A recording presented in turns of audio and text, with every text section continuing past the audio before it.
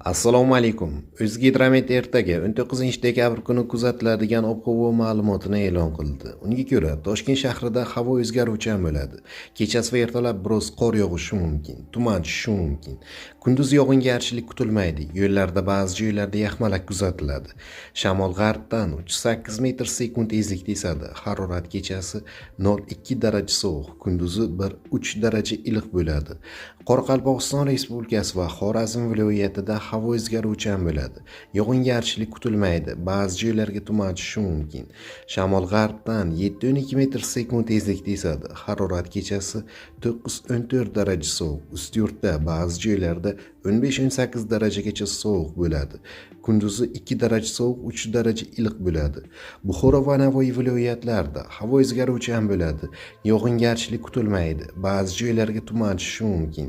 Shamol g'arbdan 7-12 metr sekund tezlikda esadi. Harorat kechasi 3-8 daraja sovuq. Navoiy viloyati shimolida 10-13 daraja sovuqqacha, kunduzi 3-8 daraja iliq bo'ladi. Toshkent, Sirdaryo, Samarqand va Jizzax viloyatlarida havo o'zgaruvchan bo'ladi. Kechasi va ertalab ba'zi joylarda biroz qor yog'ishi mumkin. Kunduz yog'ingarchilik kutilmaydi. Ba'zi joylarga tuman tushishi mumkin. Yo'llarda ba'zi joylarda yaxmalak kuzatiladi. Shamol g'arbdan 7-12 metr sekund tezlikda esadi. Harorat kechasi 0,5 daraja sovuq, kunduzi 0,5 daraja iliq bo'ladi. Qashqadaryo va Surxondaryo viloyatlarida havo o'zgaruvchan bo'ladi. Kunduz yog'ingarchilik kutilmaydi. Faqat kechga tomon yog'ingarchilik, yomg'ir yog'adi. Ba'zi joylarda qorga aylanadi. Ba'zi joylarga tuman tushishi mumkin. Shamol g'arbdan 7-12 metr sekund tezlikda esadi.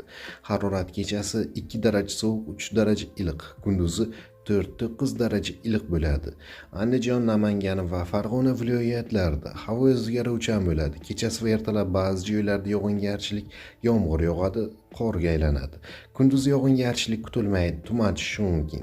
Yo'llarda ba'zi joylarda yaxmalak kuzatiladi. Shamol g'arbdan 5-10 metr sekund tezlikda esadi. Harorat kechasi 2 daraja sovuq, 3 daraja iliq bo'ladi. Kunduzi 0,5 daraja iliq bo'ladi. Respublikaning tog'li hududlarida havo o'zgaruvchan bo'ladi. Vaqt bilan qor yog'adi. Ba'zi joylarga tuman tushishi mumkin. Yo'llarda ba'zi joylarda yaxmalak kuzatiladi. Tog'li hududlarda qor ko'chish xavfi bor. Shamol g'arbdan 7-12 metr sekund tezlikda esadi. Harorat kechasi 2-7 daraja sovuq, kunduzi 3 daraja sovuq, 2 daraja iliq bo'ladi.